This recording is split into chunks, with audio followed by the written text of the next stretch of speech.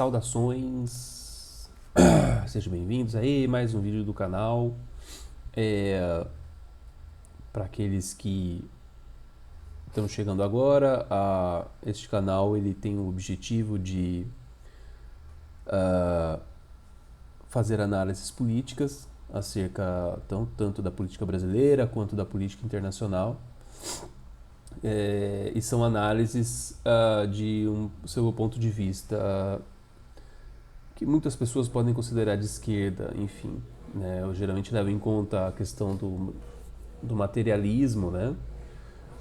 Embora eu não tenha nenhuma vinculação com partidos, enfim, nada disso.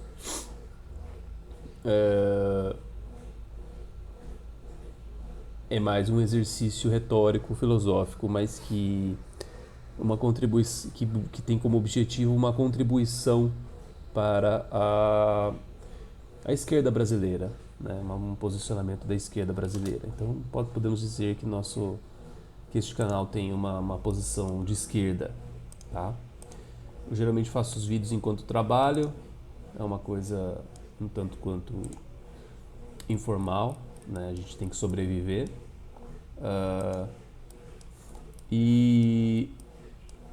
E aí, enfim, a ideia é tentar fazer umas análises políticas mensais, com registros de mês, de cada mês. E aí, enfim, com isso a gente tem nesse vídeo aqui os registros de maio, entre aspas, que não é basicamente o que aconteceu em maio, mas é o que acontece desde o começo do ano até maio.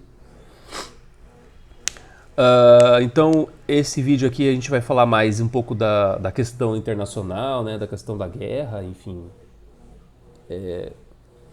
Porque em termos da questão nacional, da política brasileira, as coisas estão meio estagnadas, né? A campanha do Lula está indo bem, a princípio, né? Tem aí bastante pesquisa anunciando boas notícias. A questão da campanha do Lula, a gente falou muito, eu falei muito no vídeo anterior, dos registros de abril. Ali está bem destrinchado o que eu penso, qual que é a questão envolvida, a questão da ditadura neoliberal, como que a ditadura neoliberal está lidando com essa questão da candidatura do Lula, né? Então, nesse sentido, a ideia, só falar um pouco dessa questão brasileira, rapidinho, que é o seguinte, houve aí uma situação, a situação estava um pouco nebulosa, porque tem muitas pesquisas aí que são feitas, que são pesquisas que cada pesquisa dá um resultado diferente. Existem geralmente dois tipos de pesquisa, de uma forma geral. As pesquisas que são feitas por essas organizações aí, esses bancos, e elas são feitas por telefone, né? São feitas por telefone e muitas, ou até pela internet. E as pesquisas mais tradicionais, do estilo Datafolha, né? Que são pesquisas de campo, pesquisas muito mais profundas, né? E aí houve uma certa discrepância, porque as pesquisas desse primeiro bloco que eu falei, que são mais superficiais, elas davam ali o Bolsonaro subindo um pouco, encostando no Lula, enfim. E a pesquisa Datafolha veio agora no fim de maio e quebrou tudo isso, né? Mostrou a realidade, que é a campanha do Lula, o Lula está muito à frente dos outros, né? E isso é muito óbvio. É muito óbvio para quem entende de política e de uma forma geral, que o Lula vai ganhar essas eleições de lavada, seja no primeiro turno, seja no segundo turno. Por quê? Porque o povo está passando fome. O povo, o materialismo histórico de Marx se impõe nessa hora. O materialismo histórico de Marx se impõe. O que eu quero dizer com isso?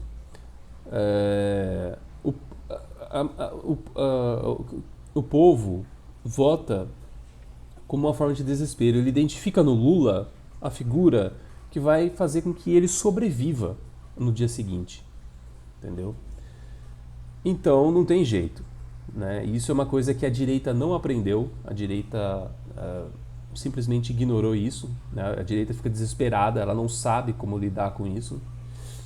E a direita vai perder essas eleições, fatalmente, ainda bem, graças a Deus, né? Então esse é o ponto 1. Tem aí uma questão envolvendo a campanha do Lula, que é uma polêmica relativa à questão de como que deve ser a campanha do Lula. Então a gente vê ali nos editoriais do 247, ali o Leonardo Atush falando que o Datafolha mostrou que o Lula...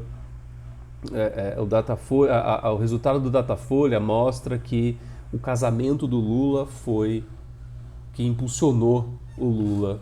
Não, isso é uma mentira completa. O Leonardo Atush, respeito o 247, né? Admiro o Leonardo Atush, né? Todo respeito. Mas isso a pesquisa foi feita muito antes do casamento, o casamento não teve influência. Não que foi feita antes do casamento, mas o casamento não tem influência. O que tem influência é a economia. A economia é, por excelência, o definidor das coisas. É a economia que define as coisas. É a economia que se impõe. Então, o povo, o supermercado, a inflação, a alta dos preços é visceral. A pessoa não consegue comprar alimentos.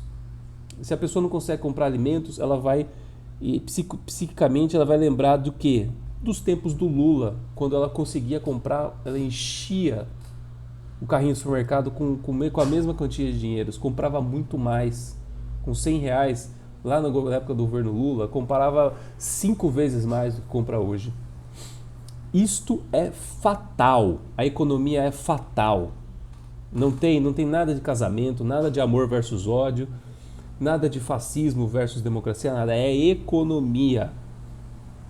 É a economia, a inflação, o povo tem na memória o governo Lula, um governo onde o dinheiro valia, o valor do dinheiro era real, não no sentido da moeda, né, mas era verdadeiro ali, que ele comprava as coisas com a mesma quantia de dinheiro, né? Então, enfim, é isso que eu queria falar sobre a questão nacional, né, da questão aí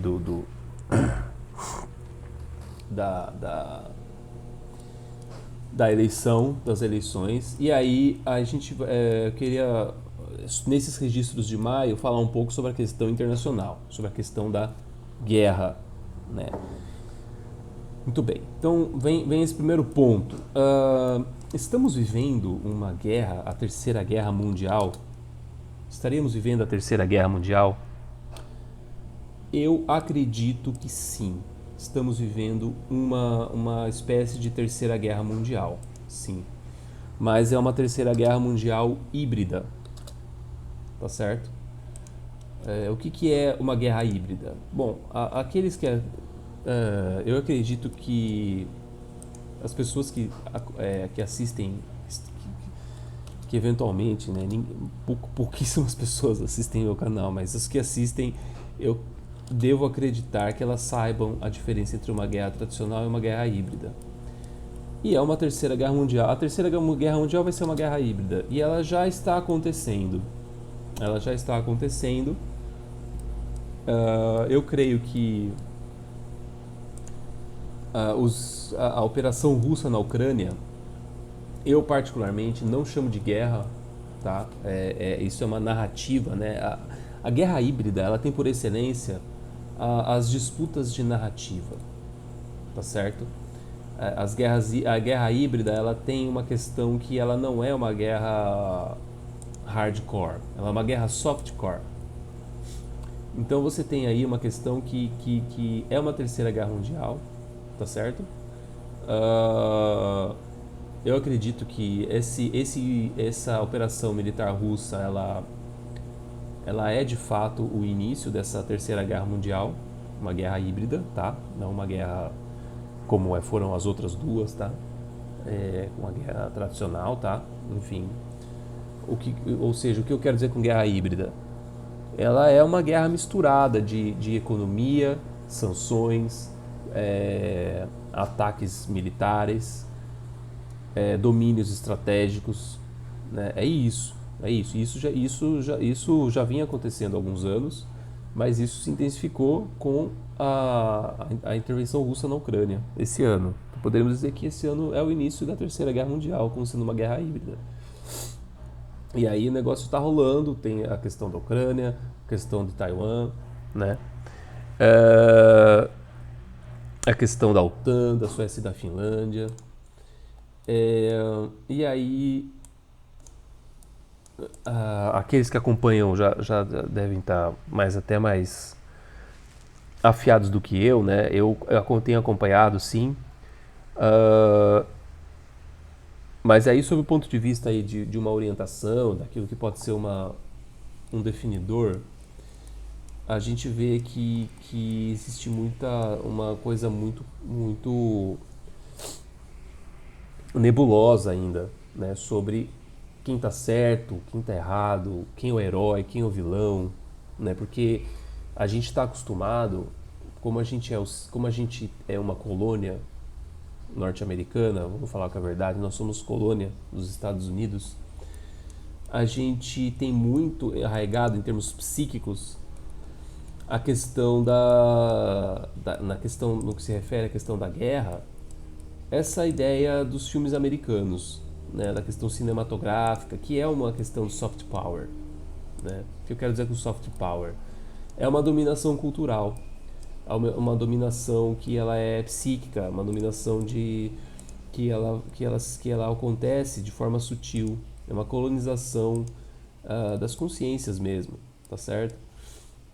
E aí você tem essa questão do soft power. Então, quando a gente imagina uma guerra, quando a gente pensa numa guerra, a gente de forma, digamos assim, de forma relativamente não automática, mas a gente se remete sempre a uma coisa hollywoodiana, tá certo? Porque o Hollywood tem como modus operandi sempre tratar dessa questão do maniqueísmo, da questão de quem é o herói, de quem é o vilão, tá certo? Isso é muito presente, né, nas obras hollywoodianas, né? E isso tem uma importância para definir com quem a gente vai se identificar quando acontece uma guerra. Então é muito comum e é muito explicável que as pessoas, né, a esmagadora maioria das pessoas, especialmente as pessoas de classe média que são intelectualizadas, elas se identificarem com a Ucrânia, tá certo? Elas verem que é a Ucrânia que está sendo vítima, que está sendo vitimizada, que está sendo agredida. Mas a realidade dos fatos ela é muito mais complexa. No mundo real, uma guerra ela é a consequência de um desastre das relações diplomáticas. Ela é consequência de uma série de interesses econômicos, políticos, sociais, que extrapolam essa questão de quem está certo e quem está errado, né? E aí, quando você parte desse princípio e você estuda como estão ocorrendo os acontecimentos, você começa a ter uma outra opinião sobre os acontecimentos. A gente vê que o que a Rússia está fazendo, o que o Putin está fazendo, é algo que tem uma lógica, um fundamento, tem um princípio e tem uma ética no que ele está fazendo. Ele não está sendo o Hitler. O Putin não é o Hitler. O Putin não está fazendo o que ele está fazendo porque ele é um lunático, ele é um ditador, ele é um psicopata. O Putin está fazendo o que ele está fazendo por uma questão de sobrevivência da soberania russa. Você pode argumentar, ok, isto é uma narrativa, seria a narrativa do Putin. Não, mas não, tudo bem. Mas isto tem uma ética. O que eu quero dizer com isso? Existe uma questão econômica. Da mesma maneira que, como eu falei na situação do Lula, existe a economia define, ela é um definidor, da realidade, no caso internacional também, a economia é um definidor da realidade, tá certo? Então, o que o Putin está fazendo, então, só para concluir a questão, o que o Putin está fazendo? O Putin, ele avisou que é o quê? É uma operação militar, não é uma guerra contra o povo ucraniano, por isso que não se pode chamar o que o Putin está fazendo de guerra. Não é uma guerra. A Rússia não declarou guerra contra a Ucrânia. O povo russo não declarou guerra contra o povo ucraniano. Não é isso que acontece. O que acontece é o Putin, ele está fazendo uma intervenção na Ucrânia, porque na Ucrânia existem sim grupos violentos, grupos neonazistas infiltrados na sociedade, na política, que estão atacando a população russa da Ucrânia.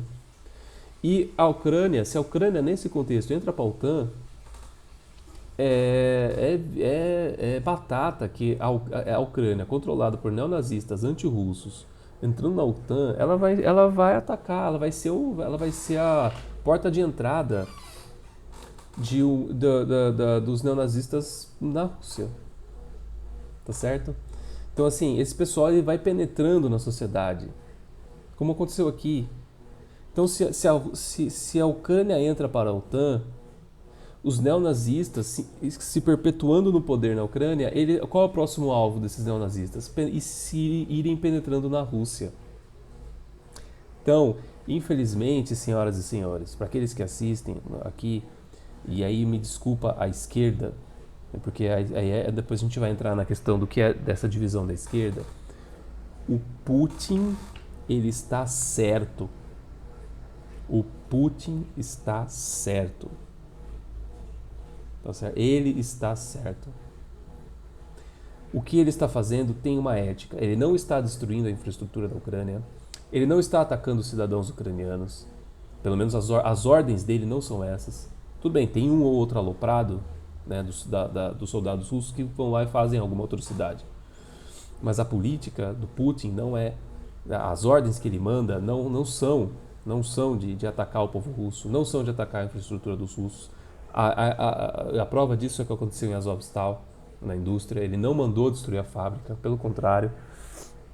Falou, não é para destruir a fábrica. A fábrica é dos trabalhadores, a fábrica é a infraestrutura do país.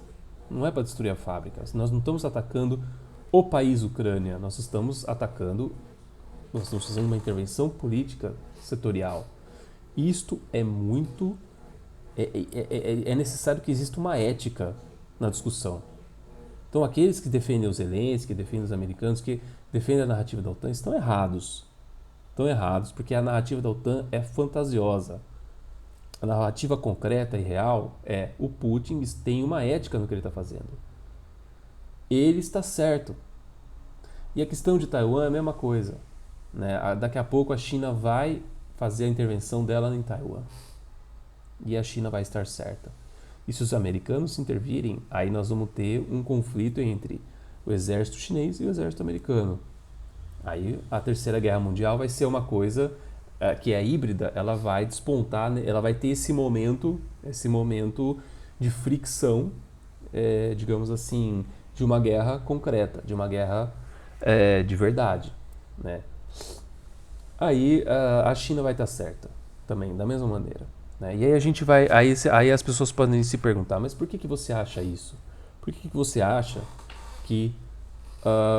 Por que você acha que. Rodrigo, por que você acha que os americanos estão errados, que a Ucrânia está errada? Aí a gente tem que entender um pouco aí a questão do que é o imperialismo. A questão, o que divide a esquerda, né, especialmente a esquerda brasileira, é a questão do que é o imperialismo, tá certo? O imperialismo, né, quando você fala imperialismo, fica uma coisa abstrata, porque dá a impressão de que os americanos são uma espécie de império romano do mundo atual, né, e são mesmo. Só que isso é muito nebuloso. Por quê? Porque as pessoas, porque esse tipo de comparação não faz sentido, né, no mundo real. tá certo? Você vai comparar o Império Americano com o Império do Gengis Khan. Não tem comparação porque o Império Romano, esses impérios antigos, eles são impérios que se impõem através de uma cultura, de uma força militar. Tudo bem, os americanos eles fazem isso, mas mais no campo da cultura. Mas os americanos eles não, você não, a proeminência do imperialismo americano são as bases militares americanas. Aí como aqui no Brasil a gente não tem uma base americana ainda, espero que nunca tenha, porque isso é uma coisa completamente horrenda. A gente tem uma certa dificuldade, né? A classe média toda tem uma certa dificuldade de entender o que é o imperialismo, né? Especialmente a classe média de esquerda. É, mas a gente tem que a questão do imperialismo ela fica mais evidente sob o ponto de vista econômico, tá certo? O que acontece? Ah, eu não tenho assim dados concretos. Eu estudei dados há muito tempo disso, né, essa questão econômica, mas eu não tenho eles aqui completos agora porque eu não sou um profissional do YouTube. Eu não estou aqui para, enfim. Mas quando você estuda os dados da economia, PIB e renda per capita, né, você consegue entender o seguinte: o PIB americano ele é o maior PIB do planeta, tá certo? Está na casa dos trilhões. Né? A população americana é de 300 milhões de pessoas, tá certo? Então você tem um PIB na casa dos trilhões e uma população ali X, né? O PIB dos Estados Unidos ele é muito superior ao PIB do ele é praticamente equivalente ao PIB do restante do mundo. Se você parar para pensar, né? Eu vou ver se eu consigo dar uma pesquisada nos dados, mas se você fizer uma conta do PIB,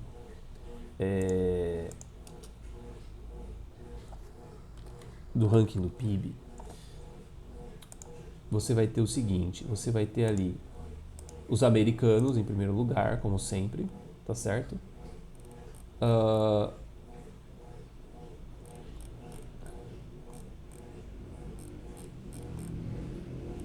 Maiores economias do mundo. Você tem ali os americanos, né,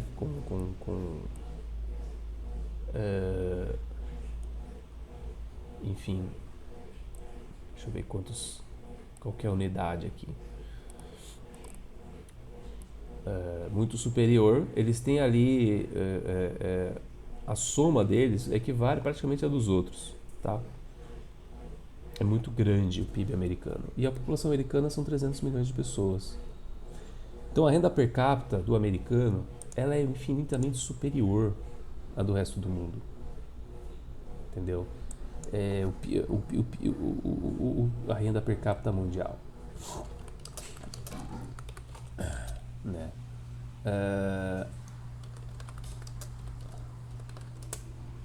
Renda per capita mundial.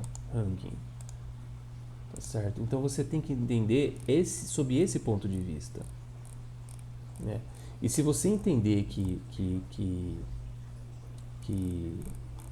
a economia americana ela tem esse papel monstruoso, tá certo? No mundo, né? de ser uma economia extremamente predatória, né? A economia americana ela é predatória, tá certo? Você consegue compreender que o papel dos Estados Unidos no mundo, eles têm o PIB per capita, a renda per capita do americano médio equivale a praticamente toda a somatória de todos os outros países. Tudo bem, estou sendo radical. Mas se eu comparar com a China, por exemplo, a renda per capita do chinês médio é muito inferior à do americano. Tá certo? E o que essa disparidade representa? Por que nós estamos pagando muito mais caro? Isso é uma coisa. Vamos pegar o exemplo, vamos voltar para o Brasil. Mas isso não acontece só no Brasil, isso acontece no mundo todo. O que acontece? A questão do petróleo, que é essencial. Quando a Petrobras coloca o preço da gasolina em paridade com o dólar, O que nós estamos fazendo? Nós estamos trabalhando, né? Então nós somos operários, nós somos um país operário. E isso coloca o Brasil numa espécie de classe operária do mundo. Só que uma classe operária praticamente escravista, porque a gente trabalha horrendamente, a gente sacrifica, nós somos 200 milhões de pessoas que sacrificam suas vidas, né, para manter um padrão do americano médio. Você entendeu? Você consegue compreender isso? Né? Eu não sou um profissional do YouTube, mas se você for estudar os dados, se você tiver ética no seu argumento, e você estudar os dados, você vai ver o seguinte: a gente paga uma inflação, a gente está numa inflação altíssima, a gente está pagando produto, a gente está pagando, a gente está trabalhando pra cacete, trabalhando muito, nosso dinheiro não rende, ele se desvaloriza, nossa moeda se desvaloriza, a gente trabalha bastante, né? A gente trabalha ainda mais, agora o preço das coisas sobe, só que o salário não sobe, a gente tem que trabalhar mais para conseguir, ou seja, para conseguir comprar as coisas. Aí a gente trabalha mais, a gente se sacrifica, o preço das coisas sobe mais um pouco. Aí por quê? Porque a média, o fundo do preço das coisas é essa coisa do petróleo, porque tudo o petróleo ele é o combustível, é a gasolina. Então, se aumenta a gasolina, aumenta o preço de todos os produtos. E o preço da gasolina está em dólar. Se o preço da gasolina tem a paridade com o dólar, né, e os americanos controlam o preço do dólar, então, quando o dólar sobe e os preços das coisas sobem, a gente vai trabalhar mais. Só que quando isso acontece, para onde vai esse dinheiro? Para onde vai esse dinheiro? E aí a gente tem que tomar como princípio essa questão da Petrobras. Ele vai para os acionistas da Petrobras, ele vai para a alta burguesia mundial. A alta burguesia mundial, entre aspas, é quem? É a alta burguesia dos Estados Unidos. Então a gente trabalha para enriquecer uma elite estadunidense. Essa é a realidade. E o mundo inteiro é assim, não é só o Brasil. Isso aqui é América Latina, é África, é toda a Oriente Médio, a Ásia. Então, só que isso que acontece. O capitalismo americano, neoliberal, ele é tão predatório que ele está em crise. Ou seja, eles vão sugando o petróleo do mundo para manter o padrão de vida elevadíssimo do americano médio, mas o padrão de vida do americano médio está baixando, não está sendo suficiente, porque está havendo uma acumulação dentro do próprio país, Estados Unidos. Uma acumulação de capital, ou seja, a elite americana está concentrando mais riqueza e está começando a ficar piramidal a sociedade americana. Né? E isso é uma crise na sociedade americana. Essa crise na sociedade americana faz com que eles tenham que buscar outros mercados, né, para poder se enriquecerem. E aí você tem a Rússia como sendo um país gigantesco, né, cheio de matéria-prima, de riqueza, e uma população de 130 milhões de habitantes. Você tem o Brasil, só que o Brasil já é colônia, mas existe a Amazônia, a questão da Amazônia. Então o imperialismo vai querer pegar a Amazônia brasileira. E você tem a China. Aí, por que eles dizem que o alvo final é a China? Porque a China, como a China é um país soberano, autônomo, aquela população trabalha para si própria. Então, o Partido Comunista Chinês, ele tem uma importância tão grande na China que como ele comanda a economia chinesa, ele consegue fazer com que a população chinesa esteja protegida desse imperialismo predatório. Porque a população chinesa, ela não é escrava do imperialismo, ela é autônoma. A China é um país soberano. Né? Eu diria até que a China ela é o último país soberano do mundo, possivelmente. Então, é um país soberano. Por quê? Porque a população chinesa ela trabalha não para enriquecer, não é igual nós que a gente trabalha aqui para enriquecer a burguesia do outro país. A gente é escravo. A China não. Na China eles trabalham, tá certo? Só que a riqueza que eles produzem retorna para eles. Porque o partido, a gestão econômica do Partido Comunista Chinês é proteger a China, é garantir os direitos alimentares do povo chinês, tá certo? O bem-estar social do povo chinês. Tudo bem, né? Não é perfeito, né? Tem problemas, tem conflitos, também não é perfeito, mas a diretriz principal de gestão econômica deles é essa, é organizar a economia em prol do cidadão chinês. Né? E aí, em termos econômicos, quando isso acontece, como que a burguesia americana vê isso? A burguesia americana, olha, existe uma população de 1,4 bilhões de pessoas que poderiam ser o nosso mercado consumidor, mas eles não são. E aí a gente perde dinheiro, né? Então assim, o burguês ele não vê cultura, ele não vê identidade dos povos, ele vê as pessoas como objetos para serem explorados. As nações são objetos a serem explorados. Então eles olham a população chinesa e tem 1,4 bilhões de pessoas que poderiam estar trabalhando não para eles próprios, mas como sendo colônia dos Estados Unidos. Então, esse é o substrato, é o que está por trás da guerra. Nesse sentido, nós brasileiros, nós somos brasileiros, nós não somos sul-americanos, nós não somos latino-americanos, nós somos brasileiros. Nós, o Brasil, somos uma civilização. A gente tem que sair desse viralatismo rasteiro e evoluir para uma mentalidade de nação soberana. Entendeu? A gente tem que ter essa mentalidade de que nós somos um povo que tem uma identidade nacional com o Brasil, com o nosso território, com a nossa história. Isso é importante. Isto é importante. Acho que esta é a mensagem principal que em termos geopolíticos eu gostaria de transmitir para aqueles que assistem, e isso tem que ser um norte não só para a esquerda, mas para uma direita também, para aqueles que se identificam com a direita, que possuem ética, porque existe a esquerda que possui ética e a esquerda que não possui ética, mas existe a direita que não possui ética, mas a direita que possui ética. Então nós temos que construir uma ética da soberania nacional, tanto aqueles que são de esquerda, quanto aqueles que são de direita, que se identificam com a direita. E essa ética tem que ser, olha, nós somos um povo soberano. Nós temos que construir um país soberano. Um país, nós temos que ter uma identidade com o nosso país, com o nosso povo, uma identidade nacional. Esse é o princípio. Isso tem que ser uma questão, isso tem um fundamento econômico. Afinal de contas, nós estamos sofrendo aqui com uma escravidão. Nós somos escravos. Nós somos escravos dos americanos.